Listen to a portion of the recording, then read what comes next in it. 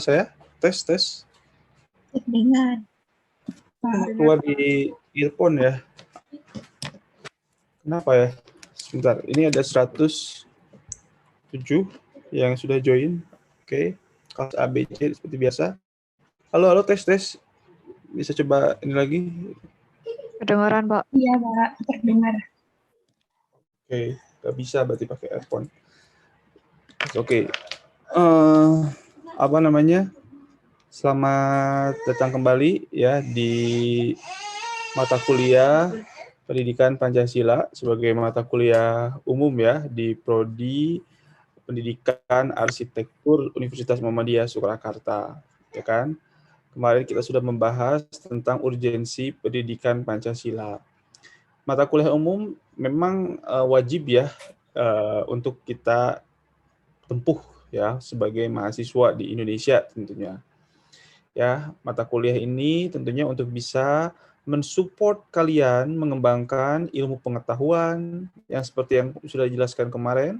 Key point-nya atau poin-poin kuncinya itu adalah knowledge, skills, and also attitude, ya, atau sikap begitu. Jadi ada 3 poin yang memang perlu kita ambil kunci dari pendidikan Pancasila. Pancasila Education want to develop knowledge, skills, and then attitude. Ya, itu yang memang perlu kita pegang. Ya, develop knowledge, attitude, and also skills. Kemudian cakupannya itu tentunya luas ya. Jadi walaupun Anda program studi arsitektur, tapi memang Pancasila ini ikut serta mendorong kita semua untuk mengembangkan tadi 3 komponen tadi. Begitu. Ya, karena untuk program studi kan dibatasi ya. Program studi mungkin hanya mempelajari tentang yang namanya arsitektur saja. Ya, saya tidak terlalu begitu mengenal ya apa saja subjek yang ada di arsitektur, tapi kan tentunya terbatas. Nah, Pancasila itu lebih komprehensif ya. So, kalian when you go to the community ya or to the society, ya kalian pun juga harus bisa berperan menjadi seorang warga negara gitulah, warga negara yang ikut serta atau anggota masyarakat yang ikut serta menyelesaikan berbagai macam isu masalah ya atau isu yang ada di masyarakat. Nah, Pancasila ikut mengembangkan komponen tadi untuk membantu kita memecahkan masalah-masalah yang ada di masyarakat. Ya.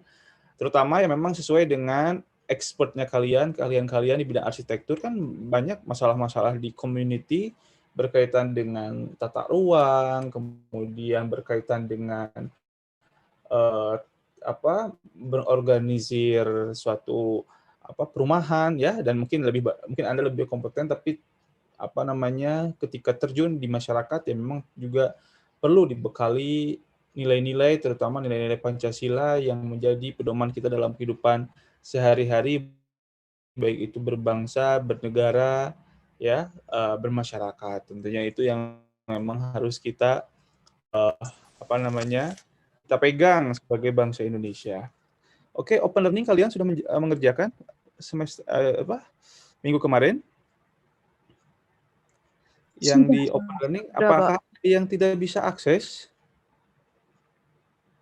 Coba yang tidak bisa akses bisa disampaikan ke saya.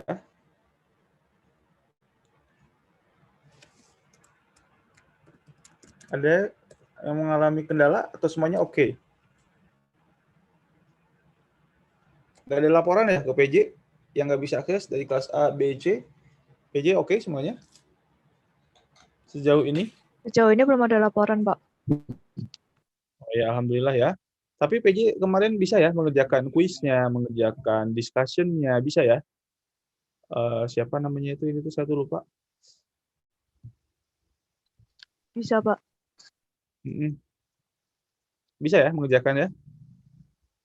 Bisa, Pak. Oke, sebentar saya buka dulu open learning-nya.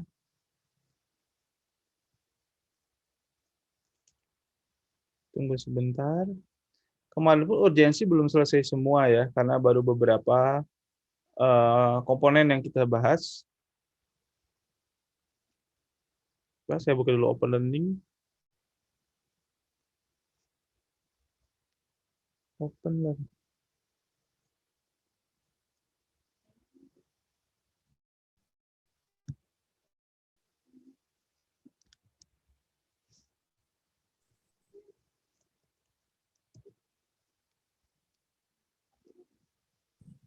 Coba saya cek dulu, ini baru bisa akses.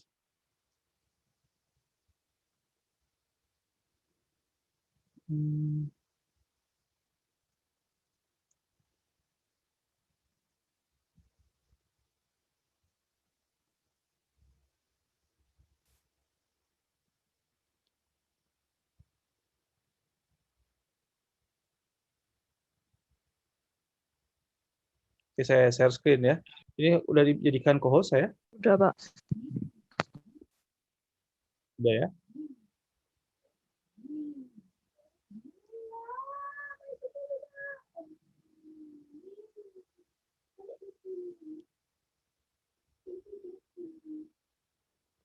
Sudah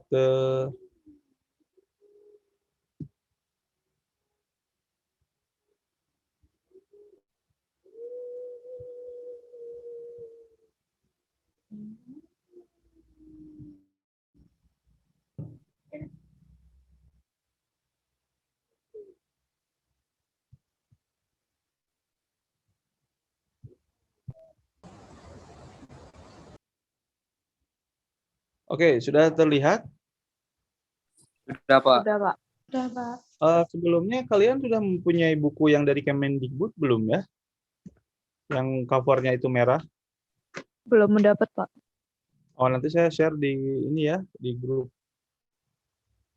Ini sebagai buku ajar dari Kemendikbud ya. Semua perguruan tinggi sama. Pakai saja bab pertama awalnya seperti. Nah, ini nih.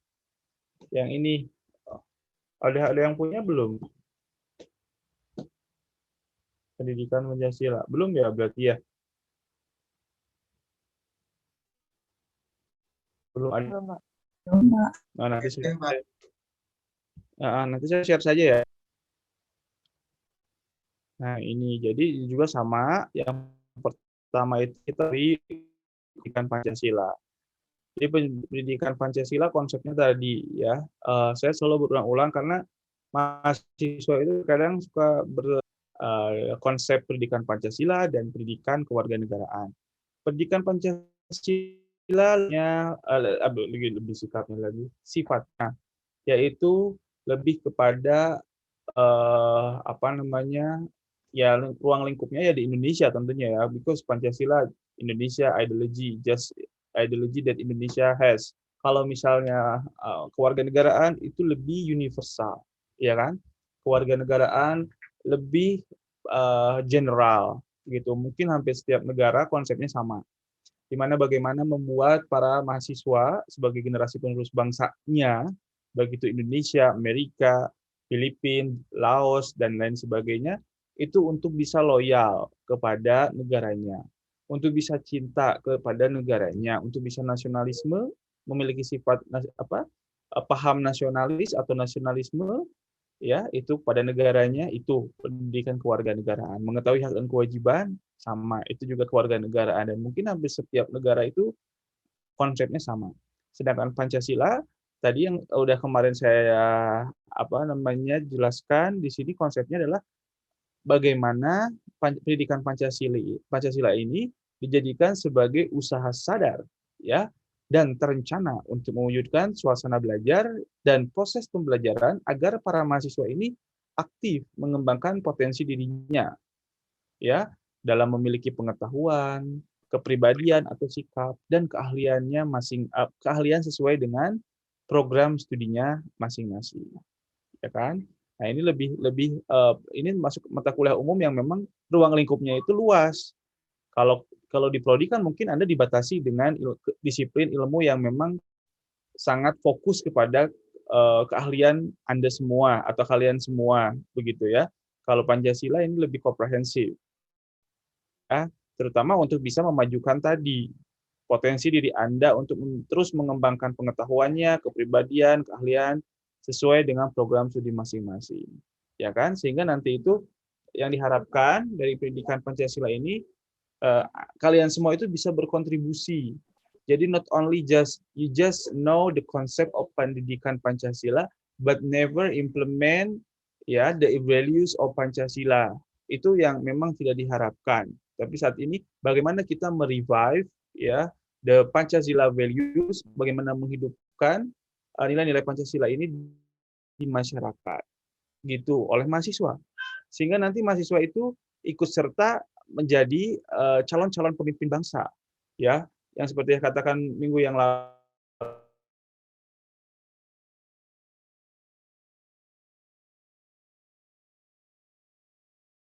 leader di setiap bidangnya masing-masing, ya kan? Nggak akan Anda akan cuman nuruti perintah dari ketua Anda, atasan Anda, atau lain sebagainya, tapi akan menjadi seorang leader di bidangnya masing-masing, di keahliannya masing-masing. Sehingga perlu yang namanya leadership skill ya di dalam diri kalian. Nah, supaya keahlian-keahlian yang kita miliki, kemudian kepribadian yang kita miliki itu harus terjaga dengan dikawal oleh Pancasila, values, nilai-nilai Pancasila tadi. Karena we are Indonesian, karena kita adalah bangsa Indonesia, ya. Nah, seperti yang tadi di sini dikatakan, mengembangkan knowledge, attitude, dan skill mahasiswa sebagai calon pemimpin bangsa dalam membangun jiwa profesionalitasnya sesuai dengan program studi masing-masing dengan menjadikan nilai-nilai Pancasila ini sebagai kaidah penuntun, ya, untuk menjadi pada akhirnya kita itu outcome-nya itu bisa menjadi orang-orang atau individu yang menjadi warga negara yang baik, warga negara Indonesia yang baik dan cerdas tentunya. Seperti itu. Karena kenapa? Alasan rasional diperlukan pendidikan Pancasila saya kemarin sudah menjelaskan. Masih ada masalah yang terjadi di negara kita, terutama masalahnya masih masif. Jadi masalah-masalah yang saya masukkan di dalam sini ada 1 sampai 6 itu masalahnya masih besar, ya. Dan memang happen di Indonesia terjadi. Itu ada corruption, ada masalah lingkungan, disintegrasi bangsa, kemarin saya sudah sampaikan. Kemudian yang sekarang yang ingin saya lanjutkan adalah dekadensi moral. Nah, ini ya, dekadensi moral itu ada yang tahu apa sih arti dekadensi? Di antara 100, ini berapa orang ya? Saya tahu lah ini. Ada yang tahu dekadensi moral itu apa? Oh ya, PJ bisa dibantu saya untuk menuliskan nama-nama yang aktif. Nanti diserahkannya nanti aja di akhir perkuliahan ya, pada saat saya mau compile nilai untuk para PJ. Para PJ nanti dibantu untuk menuliskan siapa yang jawab, memberikan tanggapan, memberikan pendapat. Ada yang tahu apa yang maksud dekadensi moral? Moral dekadensi ya kalau dalam bahasa Inggris. Izin menjawab, Pak. Izin menjawab, Pak. Kemunduran moral ya, Pak? Ini namanya Fatimah. Iya, iya, Pak. Fatimah dari kelas apa? Kelas C ya? C. Dekadensi itu kayak kemerosotan gitu. Perubahan jatuh, moralnya kayak jatuh. Terima kasih. Iya, betul ya. Fatimah jatuh moralnya, atau bisa lebih tepatnya lagi yaitu penurunan moral gitu kan, atau kemerosotan moral juga bisa ya. Sama-sama saja kita bisa memahami arti dari kata tersebut. Jadi adanya penurunan atau kemerosotan moral di bangsa Indonesia, terutama di generasi muda. Dan kalau kita fokusnya di perguruan tinggi itu di mahasiswa. Kalau kita lihat fakta ataupun data menunjukkan pada kita ada masalah ya pada mahasiswa-mahasiswa di Indonesia. Ada yang bisa menyebutkan mungkin di antara kalian apa saja sih sebelum saya yang menunjukkan, kira-kira dari kalian setelah mungkin Anda membaca berita, sosial media, apa saja fakta-fakta yang berkaitan dengan dekadensi moral para mahasiswa di perguruan tinggi di Indonesia. Silakan dengan menyebutkan nama dan silakan identifikasi.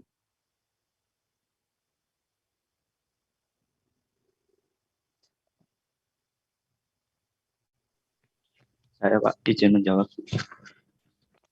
Namanya siapa? Dari kelas C, Muhammad Rizky Waskito. Oh iya. Salah satu. Boleh dibuka kameranya? Oh iya Pak. Biar saya tahu dan yang lain juga tahu. Ya. Salah satunya itu kayak bullying di lingkungan siswa sama kayak menyontek sama apa ya Pak, pergaulan. Itu sih Pak. Pergaulan bebasnya lebih spesifiknya apa misalnya? Pergaulan ya kayak mengarah ke itu sih Pak, organisasi yang terlarang gitu. Anda pernah mendengar mungkin penggunaan drugs di kalangan mahasiswa gitu? Ada pernah mendengar berita-berita atau fakta-fakta yang terjadi, misalnya mendengar berita atau di sosial media gitu? Oh, gitu. Pernah Pak, kayak penggunaan apa? Iya, penggunaan narkoba. Yang paling besar itu sih Pak. Itu bukan opini kan, tapi fakta ya? Bukan fakta. Nah, berarti memang terjadi adanya dekadensi moral di Indonesia. Tadi seperti kata Muhammad sebutkan, salah satunya adalah ada sebagian dari teman-teman kita, para sesama mahasiswa, menggunakan narkoba begitu ya. Terus pergaulan bebas, tadi seperti yang kata Muhammad bilang, contohnya, pokoknya juga saya pernah ya menemukan kosan itu yang bukan muhrimnya, belum menikah, tapi sudah tinggal serumah. Dan itu fakta, bukan opini, because ada evidence, ya ada evidence, ada buktinya gitu. Ketika ada sidak ataupun mungkin dari pengalaman saya, sebagai saya juga dulu pernah menjadi mahasiswa, melihat ada beberapa rekan saya yang memang seperti itu gitu. Ya mungkin waktu masih sesama mahasiswa, ya saya nggak berani menegur ya, karena ya tadi takutnya bagaimana. Tapi itu fakta. Berdasarkan pengalaman saya, yang saya alami ketika saya seperti kalian menjadi mahasiswa. Begitupun juga saya mendengar berita-berita adanya operasi sidak kosan. Nah, ditemukan pasangan-pasangan dari para mahasiswa yang belum menikah tapi tinggal bersama. Nah, itu merupakan penodaan moral. Ya, adanya mahasiswa perguruan tinggi B, C dapati telah ngebom apa gitu kalau nggak salah buat narkoba tuh yang kayak gitulah ya, saya juga kurang paham. Ya pokoknya ditemukan sedang menikmati sabu atau apalah kayak gitu ya. Dan saya itu is a fakta, is fact, is not a opinion, is not opinion, tapi itu fakta, ada terjadi. Ya. Nggak mengenal itu universitas yang paling bagus, universitas yang biasa aja, universitas yang bernuansa Islam, ada terjadi. Nah, ada apa bisa terjadi seperti itu? Apakah pendidikan Pancasila saat ini belum berhasil, ataukah mungkin hanya sebatas para peserta didik itu belajar Pancasila itu just to know saja, hanya untuk mengetahui saja, bukan untuk benar-benar diimplementasikan. Ya. Nah, karena sekarang paradigma pendidikan itu practice implementing, not only just remember any concept or any theory, tapi bagaimana kita itu bisa benar-benar doing. Begitupun juga di arsitektur. Ya, kalau Anda hanya menghafal, membaca memang penting, tapi kalau hanya sebatas itu saja tidak cukup. Saat ini harus benar-benar yang namanya practice, and practice. How to implement any concept or any theory. Nah, dari situ kita bisa terbiasa, kita bisa mengetahui, kita bisa menguasai. Itu yang memang perlu kita lakukan. Ya kan? Nah, disitulah kelemahan pendidikan selama ini di negeri kita, ya walaupun nggak semua, tapi ada banyak ditemukan gitu. Ternyata kok mereka dari SD sampai SMA menempuh pembelajaran agama, menempuh Pancasila, tapi kok moralnya masih tidak baik, tidak menunjukkan yang baik. Oh, mungkin selama ini belajarnya masih di dalam tahap C1, yaitu remembering only, atau hanya mengingat saja. Karena pasti saya yakin, Anda tahu, Anda akan menyebutkan sila 1 sampai sila kelima itu from elementary school to higher education. Higher education I think never ini ya, Monday ceremony ya. From secondary school mungkin akan men-cite first principle until fifth principle of Pancasila setiap Monday ceremony. Tapi hanya menghafal saja is not enough. Ya kan? Ternyata kejadian kan, masih ada yang moralnya tidak sesuai dengan Pancasila. Masih ada huru-hara, masih ada yang namanya konflik antar etnis, masih ada konflik antar agama. Karena mungkin selama ini belajarnya itu masih di dalam tahapan remembering. Tahapan 1 itu kan baru memahami saja. Iya kan? Sorry, menghafal atau remembering, kemudian kalau C2 itu kalau kita rujuk ke taksonomi Bloom, yang kedua itu memahami, tapi tidak cukup memahami saja. Kemudian yang ketiga kalau tahapan belajar itu adalah mengimplementasikan, ya, mempraktekkan. Kemudian tahapan keempat itu adalah menganalisis, kemudian mengevaluasi. Tahapan yang keenam atau C6 itu adalah sebenarnya sudah bisa meng-create sesuatu, mencipta. Nah, itu kan tahapan belajar based on taxonomy Bloom. Kalau kita lihat negara maju, developed countries, anak-anak itu tuh sudah mulai mencipta, sehingga not only just user saja. Ketika kita punya gadget gitu ya, mereka itu udah pengen tahu dari mulai SMP itu, apa sih misalnya di dalamnya itu bagaimana sih sistemnya, not only just user atau pemakai saja.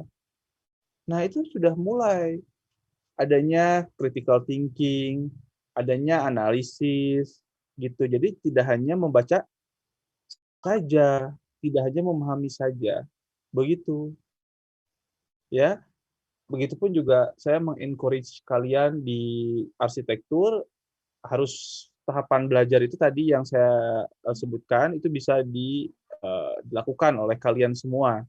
Dari mulai mengingat ya, atau mengingat tahapannya dengan mengetahui itu tahapan 1 C1, kemudian setelah itu dipahami ya, kemudian diimplementasikan, dianalisis, dievaluasi, kemudian menciptakan suatu produk. Apalagi di arsitektur banyak sekali hal-hal yang perlu kita research sehingga nanti ada suatu temuan baru. Nah, itu orang-orang yang kompeten yang bisa ikut serta menyelesaikan berbagai masalah di masyarakat, khususnya masalah-masalah yang berkaitan dengan arsitektur.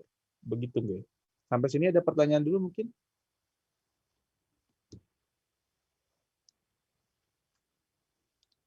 Karena dekadensi moral ini sangat luar biasa ya. We need to pay attention more and more saat ini. Karena moral dekadensi itu saat terjadi, baik itu di daerah, baik itu di kota, baik itu universitas yang bernuansa Islam, yang biasa-biasa saja, ada juga yang yang bagus pun sekalipun, yang paling prestis di Indonesia misalnya ada ditemukan, ya, yang namanya penurunan atau kemerosotan moral.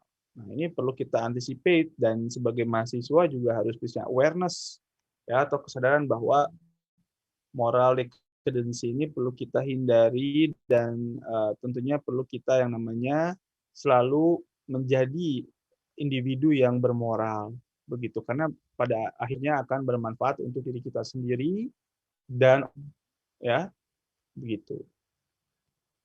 Karena kita temukan juga kan kasus-kasus anak-anak sekarang kan, tadi selain penggunaan drugs, ada lagi nggak yang mau menyebutkan? Coba Anda identifikasi penurunan moral yang mungkin dari kalian yang pernah mengalami temannya ataupun lingkungan sekitar di perguruan tinggi ataupun mendengar berita ya yang merupakan fakta dari masalah-masalah penurunan moral. Selain Muhammad tadi, siapa lagi yang ingin mengajukan ataupun menyampaikan? Permisi Pak, izin masuk. Ini siapa namanya? Oki atau Oki? Oke, Pak. Oh, Oki. Gimana, Baik, Ki? perihal dekadensi moral, di sini saya izin menyuarakan pendapat. Saya rasa jika pertanyaan itu muncul pada tingkat universitas, suatu jawabannya mungkin sudah bukan lagi di mana mencontek ataupun ya mencontek ataupun pergaulan bebas ataupun hal-hal lain jika kita melihat itu pada tingkat anak-anak mahasiswa. Karena kembali lagi jika pertanyaan itu muncul pada tingkat-tingkat SMA, mungkin jawabannya akan sama. Lalu menurut saya pribadi kekritisan seperti apa yang perlu kita timbulkan pada pemikiran-pemikiran mahasiswa adalah sesuai dengan apa yang sedang hot di masyarakat sekarang, apalagi di generasi Z. Saya rasa lebih ke anak-anak sekarang lebih haus akan validasi. Nah, itu menyebabkan seringnya anak-anak sekarang itu menyebarkan berita-berita hoax atau berita-berita yang menurut saya itu menyebarkan sebuah acuan kebencian terhadap ormas-ormas atau kaum-kaum tertentu. Seperti bisa juga ada seorang mahasiswa yang dia itu influencer, lalu karena dia haus akan validasi masyarakat, dia membuat dirinya seperti katakanlah menjadi gimana ya, terkesan seperti heroik gitu di mata pengikut-pengikut. Nah, padahal sebenarnya jika kita menelusuri data secara mendalam, ternyata dia juga enggak seperti itu, dan itu malah menimbulkan hoax atau berita-berita yang simpang siur di masyarakat, dan itu menyebabkan gimana ya bilangnya secara pasti, itu menyebabkan keributan tersendiri gitu terhadap kaum-kaum tertentu gitu, baik kaum fanatik atau penikmat atau mungkin malah kaum-kaum yang cuma sekedar lewat gitu. Lalu menyikapi perihal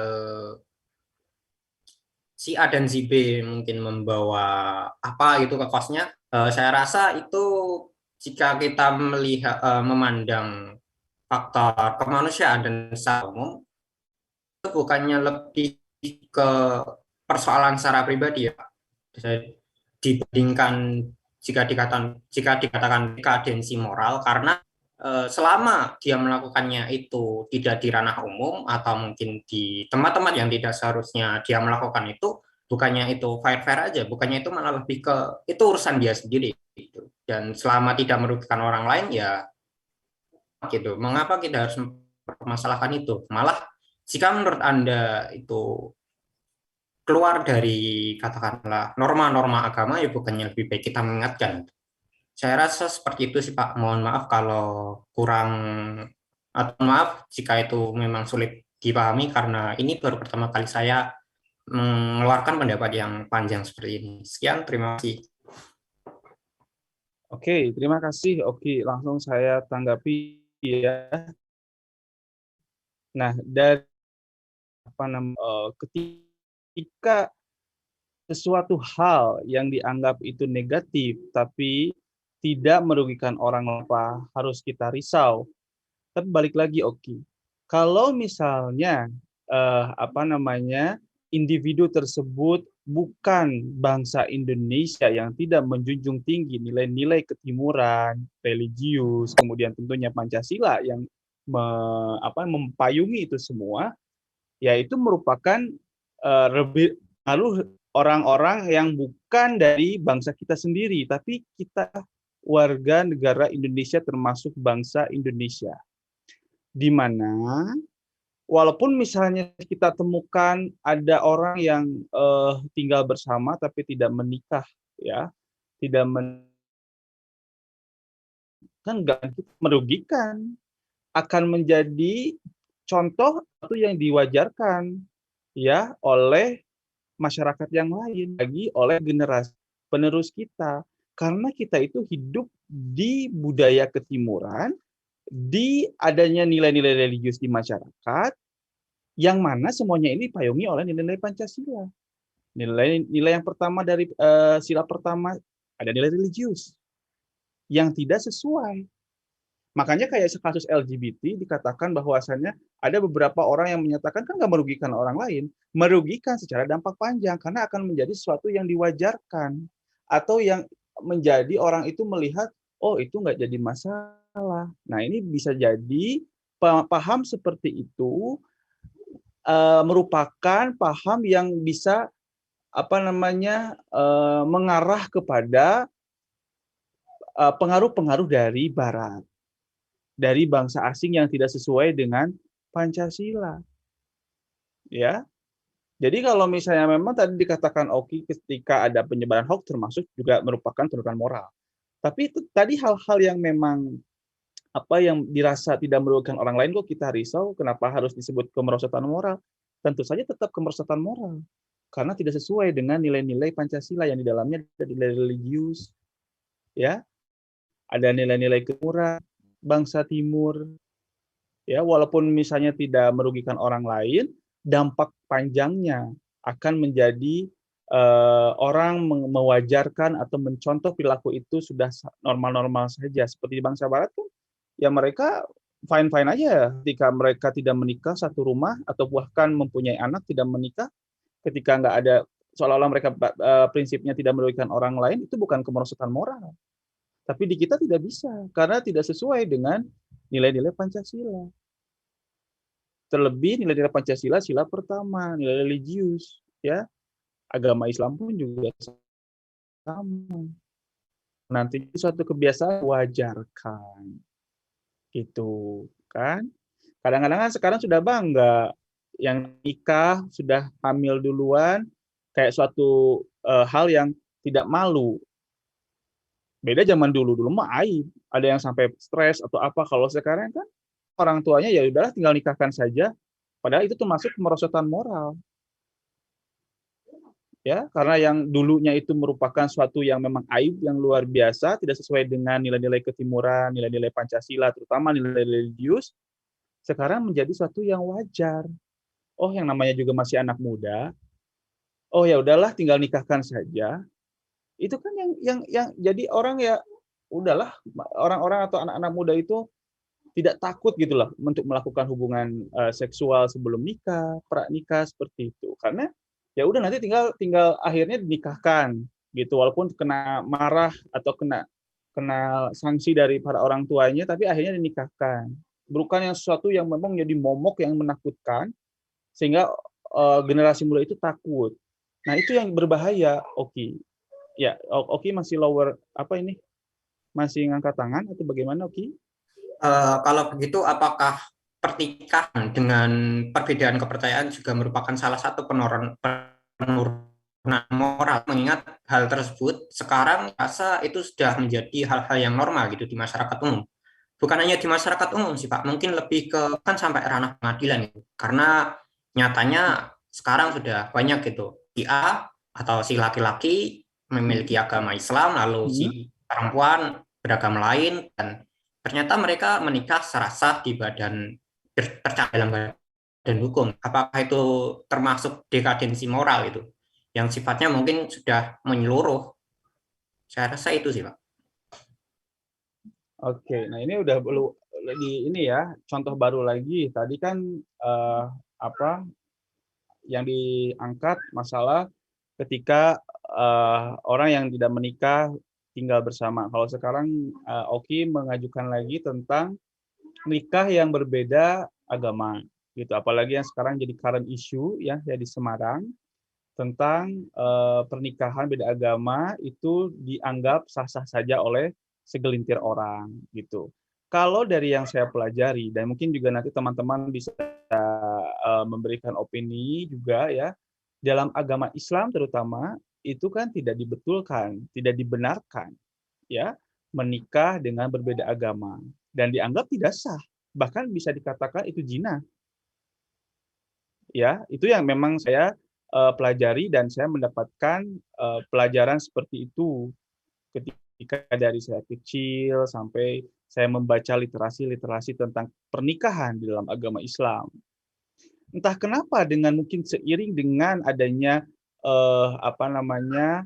pergolakan human rights ya atau hak asasi manusia, kemudian multicultural education atau pendidikan multikultur ya, kemudian toleransi, banyak hal-hal yang dianggap bahwa hal seperti itu demi nilai-nilai kemanusiaan, ya.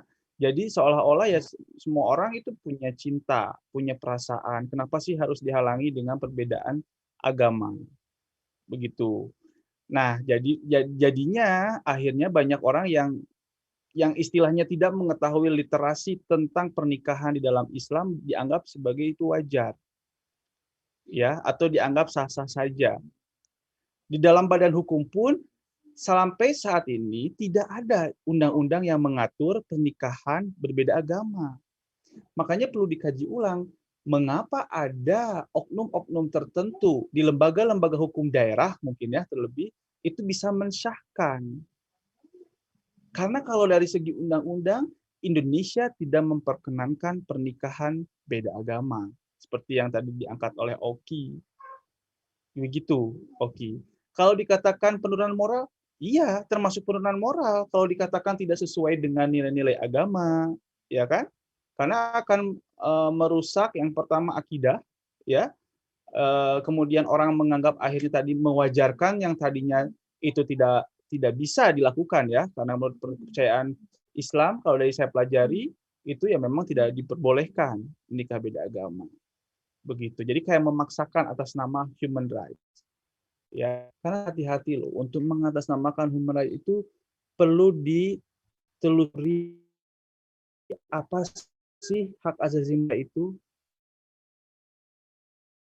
Jangan sampai terlalu kebablasan. Karena itu sudah rule-nya, ada aturannya. Kenapa ada aturan? Karena untuk kebaikan kita ke depan itu seperti apa? Karena dengan hal-hal seperti itu nanti akan ada kebingungan pada anak, ya kan? Kemudian dalam keluarga dan lain sebagainya. Gitu. Jadi mohon benar-benar diperhatikan tentang human rights itu tidak semua human rights itu mempayungi keinginan kita yang seingin-inginnya lah kita ingin berbuat apa, tapi akhirnya akan berdampak kepada yang lain. Seperti itu, Oki? Atau mungkin ada yang memberikan tanggapan yang lain?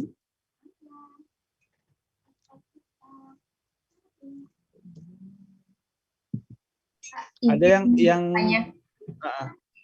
coba Disla dari apa? Kelas A. Ya, dari kelas A. Bagaimana menanggapi Oki ya?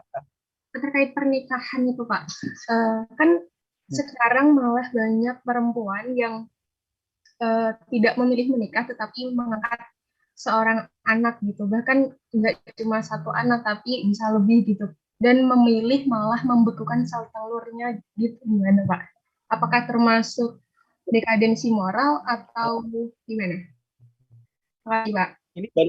Ini baru lagi ya. Jadi kirain mau menanggapi dari Oki. Sekarang ada apa case tentang sel telur yang dibekukan seperti contoh public figure Luna Maya ya.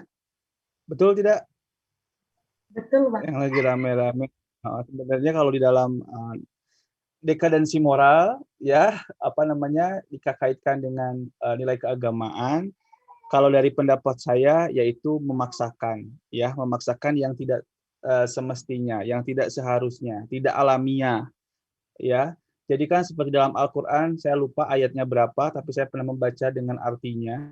Bahwasanya ketika mengubah, kemudian ketika ya istilahnya yang sesuatu yang tidak alamiah itu mengikuti apa ajakan setan. Tapi saya lupa karena mungkin saya harus banyak belajar juga untuk mengetahui ayat-ayat pasti. Tapi saya pernah membaca. Nah, jika dari case yang siapa tadi namanya tuh? Saya namanya tadi tuh lupa. Oki. Ini tidak. Bukan yang kamu namanya siapa? Oh, saya bisa, Pak. Hah? Bisa. Iya, itu tentang itu berarti seperti halnya padahal kan istilahnya apa namanya tidak urgent. Kayak kita merubah apa fisik kita, ingin kan kecantikan yang lebih lagi menurutnya, itu kan merupakan kodrat. Begitu juga dengan telur yang dibekukan. Urgensinya apa? Gitu. Padahal dia sudah bisa menikah kan sebenarnya, sudah apa namanya ya, ya istilahnya kan ada syarat menikah itu kalau memangnya ada komponen-komponen tertentu yang mendukungnya, kenapa harus ditunda? Begitu. Malah menjadi pilihan-pilihan atau alternatif-alternatif lain yang tidak bersifat alamiah. Ya, yang buatan, yang belum tentu juga kita ketahui apa namanya dampaknya dari itu. Ya seperti itu. Jadi ya bagi saya itu termasuk ya tadi memaksakan kehendak ya. Nah, itulah karena kemajuan teknologi akibatnya banyak keinginan kemudian yang tidak sesuai pada hakikatnya, kodratnya nah dirubah begitu. Ya termasuk juga dengan apa namanya penggantian kelamin, kemudian merubah fisik, kan itu tidak alamiah semua. Itu termasuk penurunan moral. Ya, kalau kita melihat atau merujuk pada nilai-nilai Pancasila. Begitu.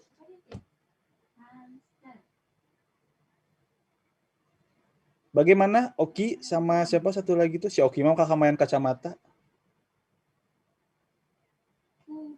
Untuk sekarang Oki gimana Oki?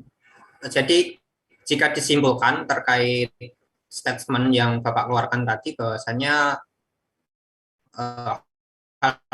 hal yang saya sebutkan tadi merupakan salah satu dekade moral ya Pak.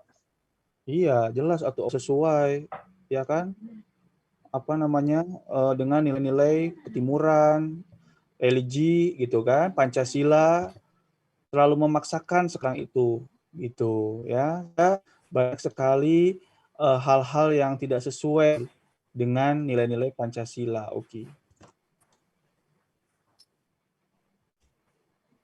Baik Pak, terima kasih. Mungkin nanti kalau ada topik lagi yang tidak bisa dibicarakan, mungkin boleh.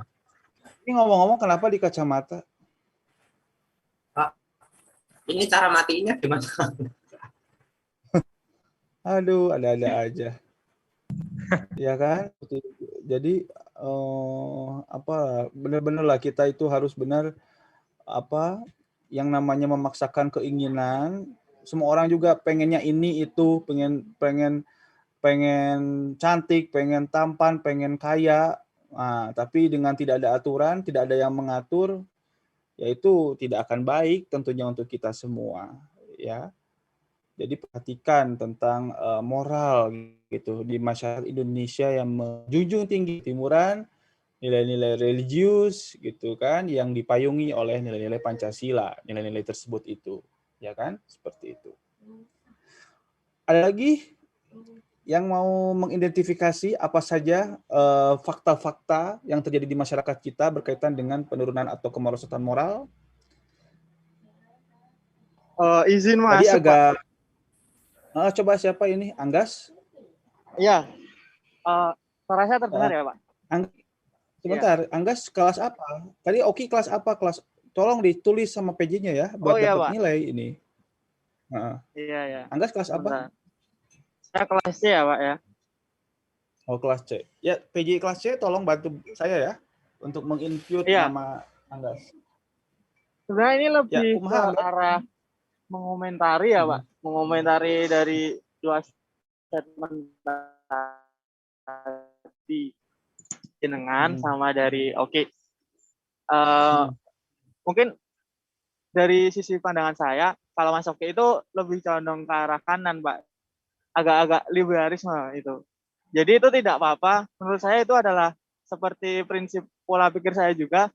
Saya ingin kebebasan dan ingin gimana, Pak? Anggas, buka kamera dulu, Anggas. Pengen tahu saya. Enggak, Pak. Ini saya lagi di luar. Mohon maaf, Pak. Enggak memungkinkan buat buka ini. Lagi di mana kamu? Ya, langsung aja ya, Pak ya. Ini saya buka dikit aja. Tahu. Coba. Iya. Gimana, untuk enggak? Mas Oki tadi itu sebenarnya bagus, Pak. Cuman sebenarnya emang kurang tepat karena jadi budaya-budaya timur itu hilang, Pak. Saya sering kali menemukan teman-teman saya yang ngobrol bareng gitu. Mereka itu kayak udah banyak banget paham-paham dari luar, paham-paham dari barat yang emang udah terpatri di dirinya dan ngebentuk mindsetnya gitu Pak. Jadi kayak budaya-budaya ketimuran itu semakin merosot dan semakin mengalami penurunan seperti itu Pak. Saya mengalami di beberapa teman saya dan ya mereka dengan idealisnya mereka, dengan cara mereka lebih condong ke arah kebebasan itu bagus, tapi tidak didasari dengan budaya-budaya timur yang mengedepankan sopan santun dan etika moral yang tinggi seperti itu Pak. Ya itu bagus, tapi menurut saya itu sangat berbahaya karena emang udah banyak banget Pak, apalagi di lingkungan saya, itu orang-orang yang ya membenarkan hal yang seharusnya tidak perlu dibenarkan dan menganggap itu adalah masalah pribadi. Tapi saya setuju dengan statement Mas Oki tadi yang kita itu sebenarnya di ranah mengingatkan saja Pak perihal keputusan dan melakukannya itu ya masalah pribadi mereka. Itu menurut saya emang benar.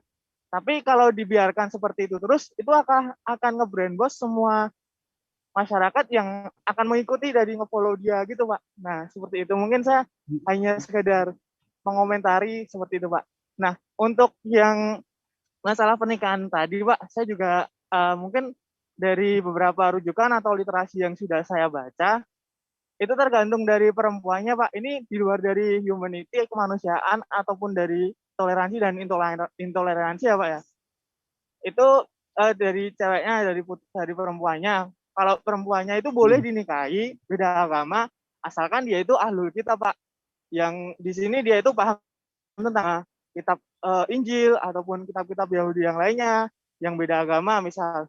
Tapi itu sangat jarang ditemukan di era sekarang Pak. Ya semua bakal tahu lah karena kan ya jarang banget orang yang kitab banget gitu. Nah itu.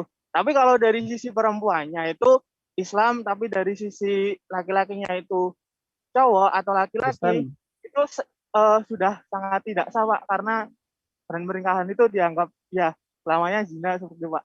Nah mungkin itu saja Pak, maaf kalau panjang dan kali lebar untuk komentar saya. Terima kasih, correct me if I am wrong Pak. Ya. It's okay ya. Ya, thank you. That's good opinion from siapa tadi itu namanya tuh Anggas ya. Anggas ya mengomentari tentang case yang tadi sudah dikemukakan oleh Oki. Ya, memang ada tambahan juga tadi katanya ya, kalau misalnya pernikahan beda agama tapi kalau istrinya itu yang non-Islam itu dianggap bisa gitu kan. Memang ada yang menyebutkan seperti itu. Begitu. Tapi seyogyanya pernikahan yang seagama itu lebih baik. Jadi sebelum melangsungkan pernikahan, kita dibuat komitmen dulu, gitu kan. Kalau misalnya mau mengajak secara persuasif, ikhlas, ridho lillahi ta'ala, bukan karena cinta pada manusia, tapi karena dia itu bisa terbuka pikirannya, jadi misalnya jadi agama tertentu atau agama Islam, bisa masuk ke agama Islam, itu alangkah lebih baik sebelum melakukan pernikahan. Jadi tidak membingungkan ataupun tidak membuat orang repot gitu ya. Pernikahan yang harus beda agama itu kan tentunya membuat repot banyak orang, banyak pihak, membingungkan dan lain sebagainya gitu. Dan tadi bahwasannya kalau misalnya dilakukan sebelum pernikahan itu alangkah lebih baik dibicarakan terlebih dahulu gitu kan, seperti itu. Jadi jangan hanya karena mengatasnamakan cinta ya. Cinta itu jangan terlalu berlebihan ya. Dan kalau ibarat kata yang namanya hidup atau kita mencintai seseorang itu kan nggak akan abadi. Ada satu saat kita ditinggal. Tapi kepada yang Maha Pencipta itu kan selamanya. Makanya kalau kita meyakini agama kita, misalnya saya agama Islam, ya kita yakini bahwasannya yang ada dalam aturan ataupun akidah fikih Islam itu ya seperti itu untuk mengatur umatnya untuk bisa menjadi manusia ataupun individu yang beriman dan bertakwa. Begitu. Jangan selalu ingin memuaskan hati kita untuk memenuhi keinginan kita dan selalu mengatasnamakan human rights. Ya, saya juga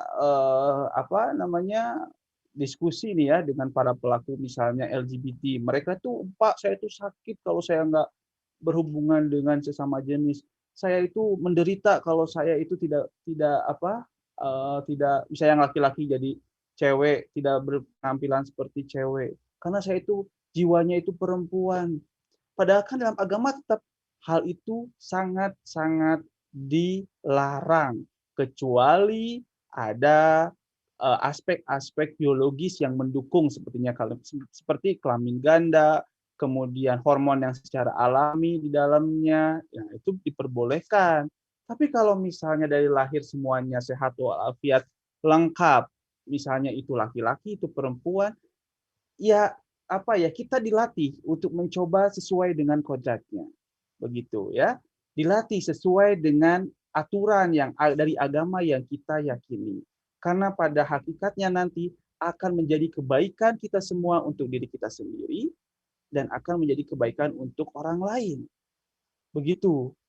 Ya. Nah, ini paham-paham liberal itu jangan sampai bisa masuk ke diri kita ya, harus hati-hati. Makanya nilai Pancasila itu harus menjadi foundation atau fondasi yang kuat di kita. Karena saat ini you are digital citizen, you can access everything, ya, no limited ruang dan waktu. So please be aware, ya. Terus harus hati-hati, harus benar-benar kuat, ya. Jangan sampai akidah fikih yang sesuai dengan, misalkan di sini mungkin semuanya Islam ya, akhirnya mewajarkan atau menerima yang tidak sesuai ya dengan agama Islam, dengan nilai Pancasila. Nah, itulah gunanya kenapa ada mata kuliah umum harus wajib diimplementasikan di perguruan tinggi. Begitu ya. Saya kira untuk poin nomor 4 cukup ya. Kita lanjut ke poin nomor 5. Terima kasih tadi udah ada yang memberikan masukan, diskusi bersama ya. Di poin kelima yaitu penegakan hukum. Nah, urgensi pendidikan Pancasila kenapa penting dilaksanakan di perguruan tinggi, yaitu penegakan hukum yang kurang sesuai, ya, tidak menegakkan hukum sebagaimana mestinya. Bukan hukumnya, tapi oknumnya. Saya kira hukum Indonesia itu sangat tegas, ya, mengatur perilaku masyarakat Indonesia, gitu kan. Tetapi banyak sekali oknum-oknum yang tidak menegakkan supremasi hukum. Supremasi hukum itu adalah hukum ditempatkan yang setinggi-tingginya. Gitu. Karena ada oknum-oknum tertentu yang tidak bisa menegakkan hukum seadil-adilnya. Setinggi-tingginya, seadil-adilnya. Nah, itu ya, banyak orang yang karena suap bisa bebas atau hukumannya sebentar, ya. Tumpul ke atas, runcing ke bawah. Begitu. Hanya karena balik lagi tadi suap gitu kan, yang membuat oknum-oknum tertentu tidak bisa menegakkan hukum setinggi-tingginya ataupun seadil-adilnya. Ini bukan budaya ya yang ada di dalam ranah hukum. Karena kalau budaya itu seperti yang saya katakan selalu mengandung nilai positif. Tapi kebiasaan yang sampai saat ini di negara kita itu terjadi bahwa penegakan hukum masih kurang, masih lemah begitu. Oleh karena itu perlu mahasiswa-mahasiswa kritis dan juga mengawasi jalannya tata peradilan hukum di Indonesia supaya hukum itu bisa tegas dan bisa dilakukan sebagaimana mestinya. Gitu. Nah, ini perlu ya bahwasannya kembalikan lagi bahwa di dalam nilai-nilai Pancasila juga ada asas keadilan kan di sila kelima. Nah, ini perlu kita implementasikan. Gitu. Bukan hukumnya, tapi banyak oknum-oknum yang tidak menyadari bahwa prinsip keadilan itu tidak ditegakkan, tidak diimplementasikan di dalam kehidupan bermasyarakat, bernegara dan berbangsa. Begitu. Ya, karena Indonesia sangat terkenal sekali ya, tumpul ke atas, runcing ke bawah. Ya, ketika seorang itu bisa menyuap, mereka bisa menerima sanksi yang tidak sesuai, gitu. Yang ke bawah karena tidak memiliki dana, dihukum tidak adil lah istilahnya seperti itu. Ini tidak sesuai dengan prinsip nilai yang Nah, oleh karena itu masyarakat, terutama mahasiswa yang ada di perguruan tinggi harus tahu gitu, dan harus ikut serta mengkritisi ya ketika ada case-case di tanah air gitu kan. Apalagi sekarang kan dengan adanya sosial media, kita bisa ya seperti halnya memviralkan sesuatu yang memang untuk menjadi bahan perhatian banyak orang ataupun beberapa pihak-pihak berwenang, sehingga membantu untuk bisa menegakkan hukum yang seadil-adilnya seperti itu. Ya. Oke, ada yang mau menanggapi? Silakan untuk poin yang kelima. Sebutkan nama dan juga kelasnya ya untuk dicatat sama PJ. Ada yang mau menanggapi dulu? Bagaimana tentang hukum di Indonesia? Terus bagaimana kita merespon? Ada yang lain? Ayo dari kelas B, kelas A mungkin.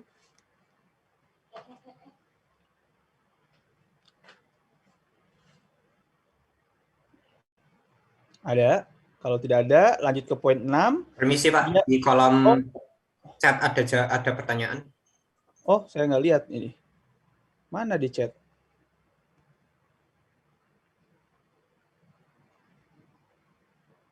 Di mana sih?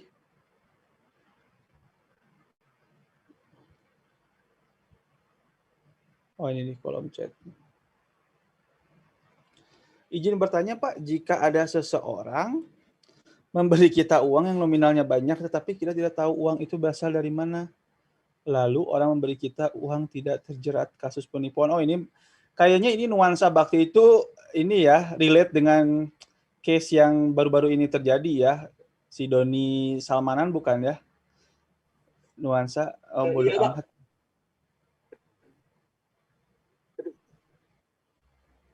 Kayak bodoh amat memberi kita uang jadi terserat kasus penipuan atau semacamnya. Apakah uang yang kita terima tadi juga akan disita atau tidak ya Pak? Ini dari Oki bodoh amat dah. Kayak nah ini Oki harus ini ya tidak boleh seperti itu Ki ya tidak mengkritisi ini pertanyaan dari sini. Tentunya kalau nominal banyak, kalau orang yang kritis, ya kan, dan juga kepada masyarakat disosialisasikan, harus tidak begitu saja senang ataupun bahagia dari pemerintah, bantuan untuk rumah, bantuan untuk biaya pengobatan gitu kan, itu jelas memang ada dana sosialnya. Tapi kalau untuk orang-orang tertentu atau oknum tertentu, nah masyarakat Indonesia itu harus cerdas dan kritis gitu ya. Ya memang kita di Indonesia masyarakatnya plural, masyarakatnya tadi bahwasanya ada lapisan menengah ke atas, sehingga mereka tidak semuanya bisa saya malah alhamdulillah, tapi dari situ malah jadi merugikan diri sendiri. Oleh karena itu masyarakat juga. Nah, misalnya di antara dari kalian atau tetangga dapat rezeki yang tidak wajar atau dalam jumlah nominal yang sangat besar, ya jangan dulu senang duluan. Itu, ya. Apa motifnya? Gitu. Dari mana sumber bantuan tersebut? Gitu. Ya. Jadi harus kritis tentang hal itu. Karena kan seperti halnya kejadian case saat ini, ternyata uang yang diberikan itu merupakan dari kasus penipuan, ya. Dan ya ini jadi dilema, ya, jadi polemik di masyarakat, begitu. Ya, jadi jangan sampai kayak makanya pemikiran cuek, pemikiran yang penting selfish gitu ya, egois untuk diri sendiri itu mungkin akan enak ke kita hanya sementara saja, tapi ke depannya makanya perlu kritis ya, menjadi masyarakat yang kritis, melihat bahwasanya apa saja yang kita terima itu dari mana ya, kemudian untuk apa motifnya ya, jadi harus jelas gitu, jangan sampai mungkin uang curian, masyarakat jangan mau gitu dibodohin seperti itu gitu.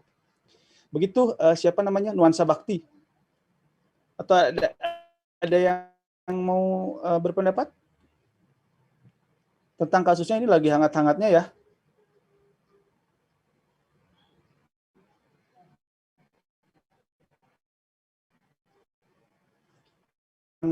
Siapa, Doni Salaman atau apa gitu namanya tuh.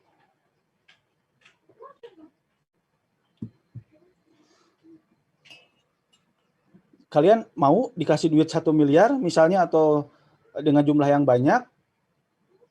Mau, Pak. Tapi pasti mau ya. Tapi kalau misalnya tidak jelas orangnya yang memberikan itu, kemudian dana itu programnya apa, emang masih mau? Mau, Pak. Mau dulu, Pak. Penting, Pak. Ya kalau mau pasti semua orang juga. Tapi kita harus cerdas. Kan hukum ya. bisa dibeli.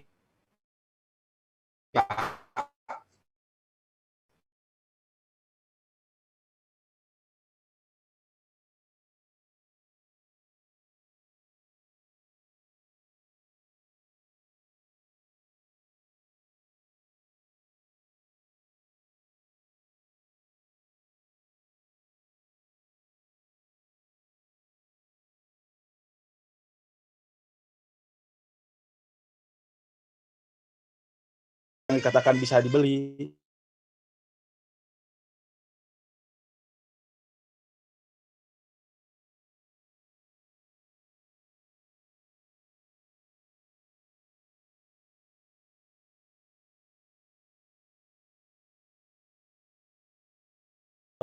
Rantainya. Jadi kalau seperti itu berarti kita tidak bisa menjadi agent of, kasihanlah sama anak cucu kita nanti. Begitu. Coba kalau kita lihat negara-negara maju itu berarti hukum itu sangat dijunjung tinggi supremasinya. Ya. Moralnya bagus, peradabannya bagus. Kita pun juga bisa punya peluang seperti itu, punya opportunity seperti itu. Ya. Bantuan dari kita semua menyebarluaskan yang namanya penegakan hukum yang seadil-adilnya, harus kita junjung tinggi, harus kita tegakkan, memberantas oknum-oknum yang tadi yang bisa menjual belikan hukum. Jangan pasrah aja, ya udahlah Pak, negara kita kan udah gini. Ini kalian duduk di perguruan tinggi, saya mengajar pendidikan Pancasila. Ini kan satu usaha. Satu usaha yang tidak hanya Anda mengetahui, tapi bagaimana kita mengimplementasikan semuanya itu untuk perbaikan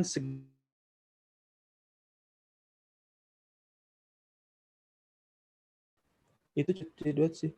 Izin bertanya, Pak, apabila uang hasil penipuan tersebut didonasikan kepada panti asuhan, sedekah di masjid, maka uang tersebut apakah ditarik kembali atau disita? Dari Frisky Al-Mugni. Dari penipuan ya, tetap ya, dari penipuan ya, namanya juga uangnya uang bukan yang uang benar ya tetap harus dikembalikan. Makanya orang-orang yang menerima itu tadi jangan sampai begitu saja percaya begitu ya. Siapa yang menerima gitu. Terus orangnya profesinya apa? Begitu. Ada kontrol dari aparat setempat. Gitu. Kalau masalah ditarik ya maka kan kemarin ada beritanya itu rame ya. Harus ditarik kembali ya, ini kan jadi polemik juga ya, uangnya sudah dibelanjakan dan lain sebagainya gitu kan. Tapi pada hakikatnya ya harus apa sih, sama aja Pak, ntar masuk kantongnya polisi ya, jangan gitu. Makanya harus ada kontrol dong dari kita ya.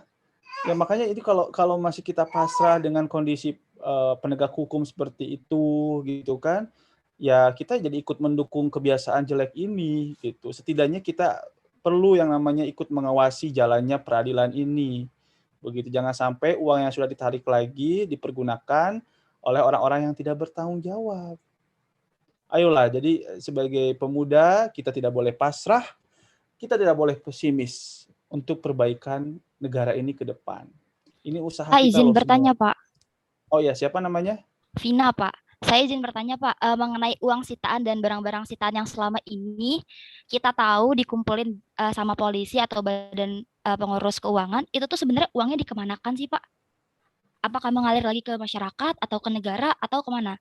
Karena kita nih sebagai masyarakat awam taunya kalau seandainya ada suatu kasus yang di mana barang atau uang itu disita, diambil sama polisi, udah sampai situ aja. Setelah itu kita nggak tahu tuh uang atau barang itu kemana, gitu Pak.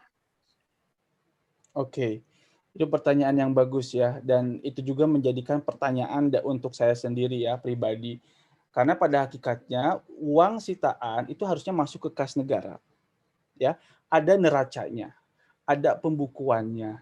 Seharusnya kan seperti itu, sehingga uang ini digunakan sebagaimana untuk kebaikan bersama atau masyarakat Indonesia sendiri. Tapi ada beberapa berita-berita gitu kan yang kita dengar, oh bahwa uang ini kok tiba-tiba hilang, gitu kan?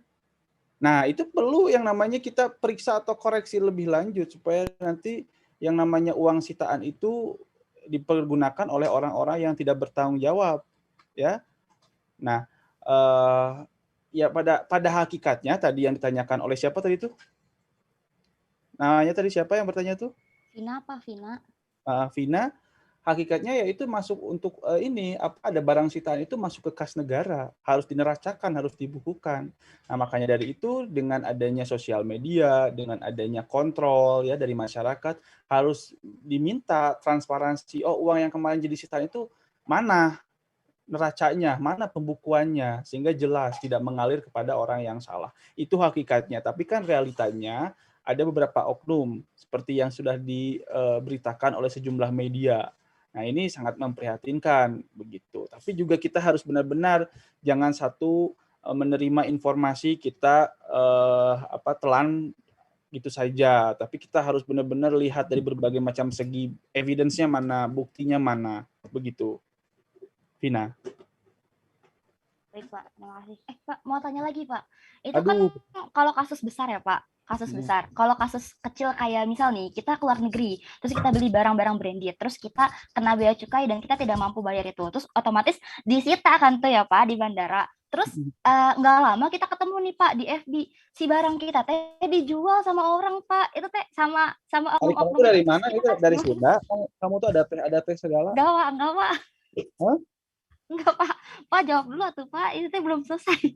Itu ngomongnya Sunda. Dari mana kamu aslinya? Enggak, Pak. Enggak dari mana-mana, Pak. Saya dari Solo asli, Pak. Oh, Solo asli. Nah, Iya, Pak tuh Pak. ada teh-tehan.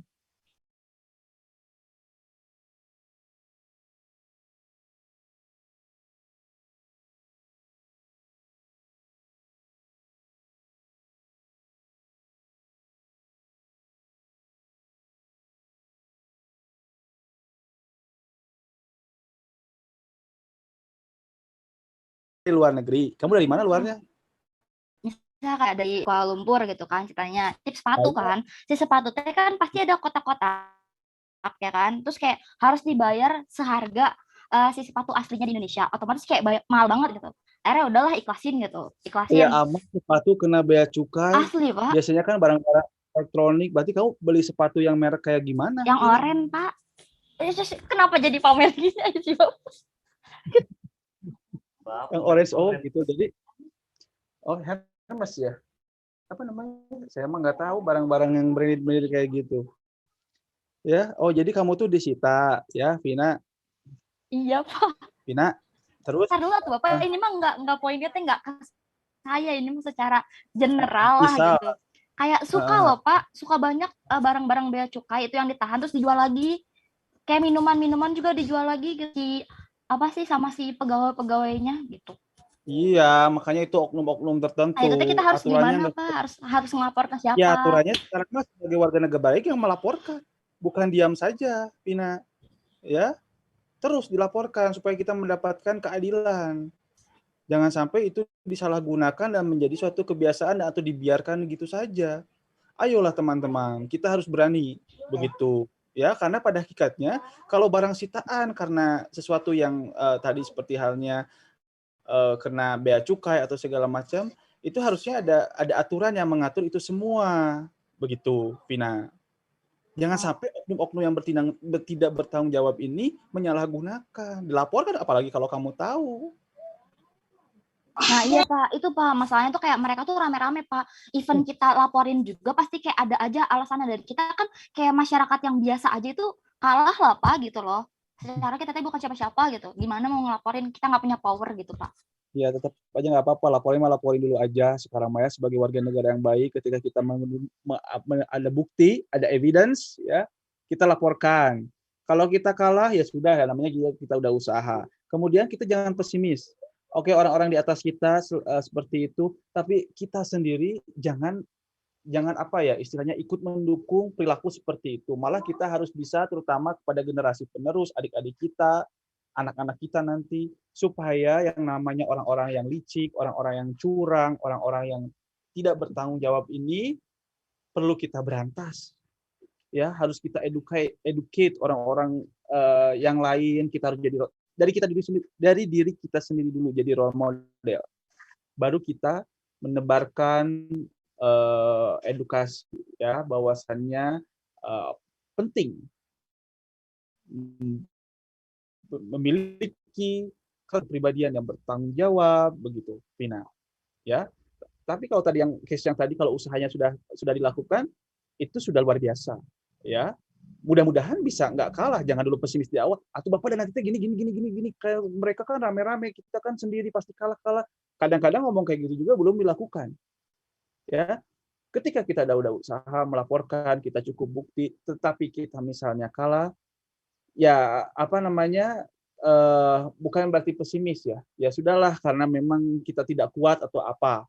Tapi dari diri kita sendiri bukan berarti mendukung perilaku seperti itu.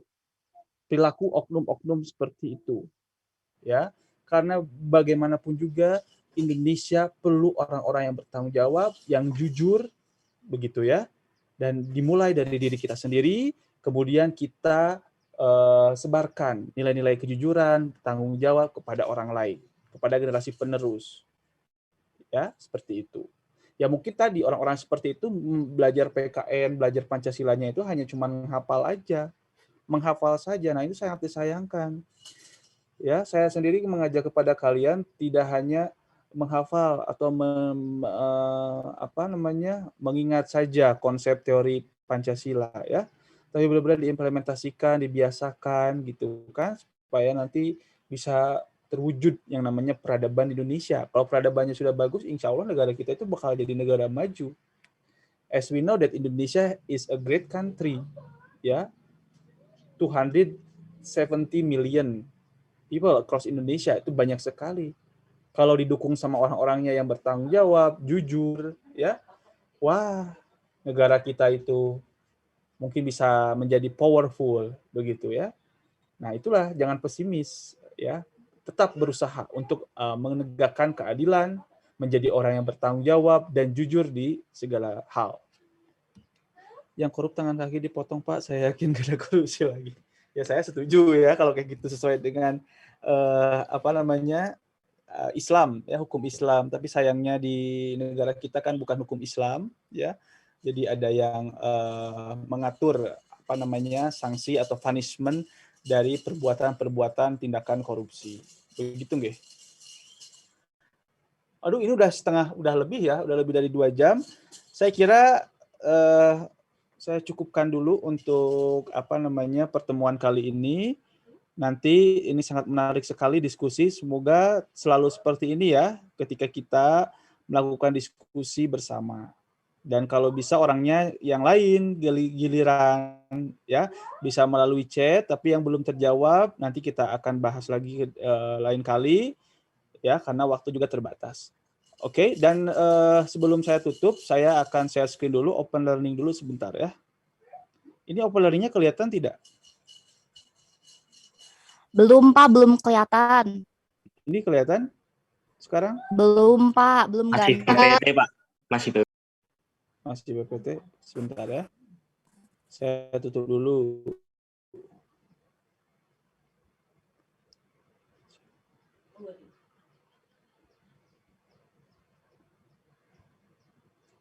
Kalau sekarang kelihatan ini? Open learning kelihatan? Sudah, Pak. Sudah. Ini semuanya yang pertemuan 1 sudah dikerjakan, ya aktivitas pembelajaran. Belum, Pak.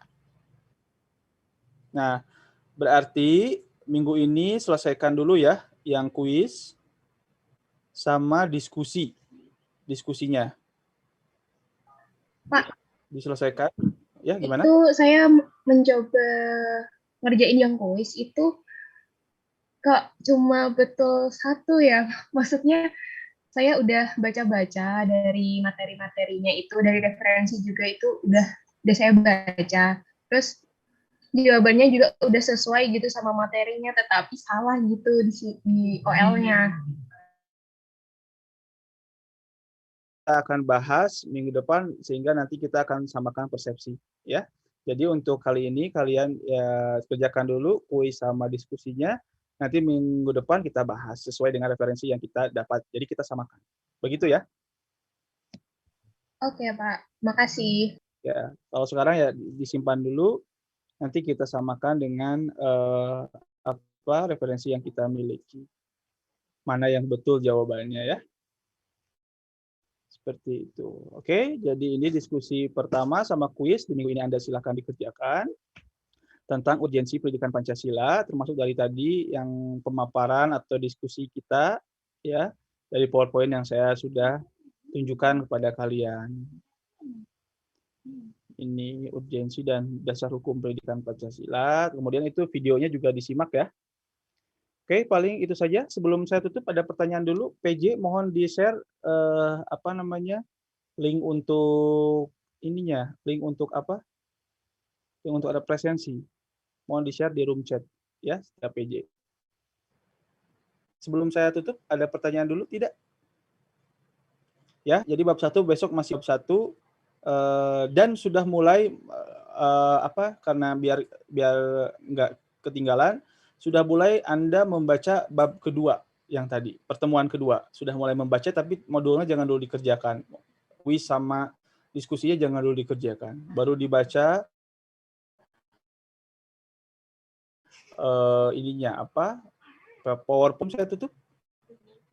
Presensinya sudah, PJ sudah di-share belum di chat, di room chat? Sudah ya? ABC silakan diisi presensinya ya. Terima kasih untuk kesempatan kali ini. Semoga selalu sehat-sehat dan tentunya tetap bisa mengimplementasikan nilai Pancasila dalam kehidupan kita sehari-hari, bisa merekonstruksi berbagai macam perbaikan di negara Indonesia. Tetap semangat. Wassalamualaikum warahmatullahi wabarakatuh. Waalaikumsalam warahmatullahi wabarakatuh. Nuhun, Pak. Terima kasih, Pak. Sami-sami. Yuk ya.